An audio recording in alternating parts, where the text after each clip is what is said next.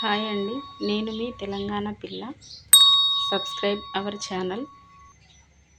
ఈరోజు గుత్తి వంకాయ పులుసు ఎలా చేసుకోవాలో చూపిస్తానండి.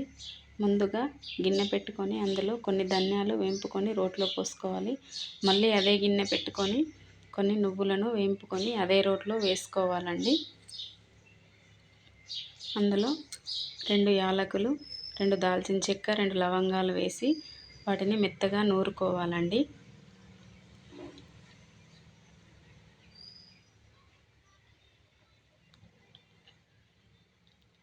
మళ్ళీ అదే గిన్నె పెట్టుకొని కొంచెం ఆయిల్ వేసుకోవాలండి. అందులో పోపు దినుసులు వేసుకొని ఉల్లిగడ్డ వేసుకోవాలండి.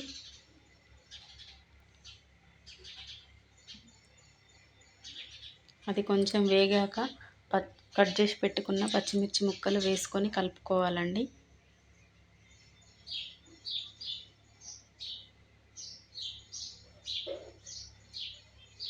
ఇది ఎంతో టేస్టీగా ఉంటుందండి.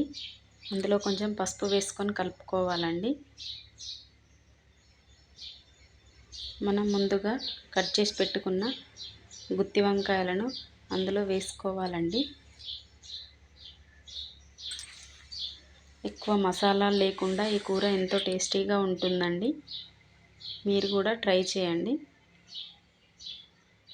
అవి కొంచెం వేగాక మూత పెట్టి స్టవ్ సిమ్లో పెట్టుకొని ఉడికించుకోవాలండి.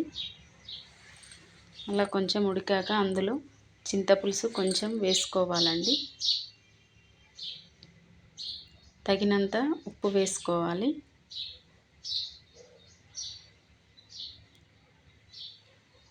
తగినంత కారం కూడా వేసుకోవాలి.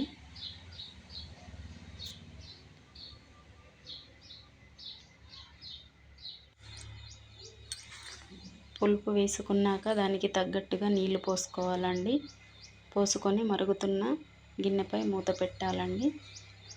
కాసేపు మరిగాక అది తీసి మనం ముందుగా నూరి పెట్టుకున్న మసాలాను అందులో వేసుకొని కలుపుకోవాలండి.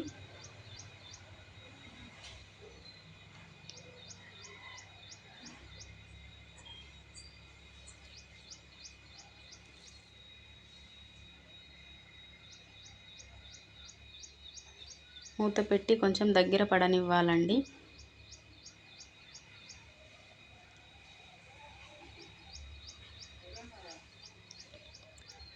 ఎంతో టేస్టీగా ఉంటుందండి. ఎక్కువ మసాలాలు లేకుండా ఈజీగా గుత్తి వంకాయ పులుసు తయారు చేసుకోవచ్చండి.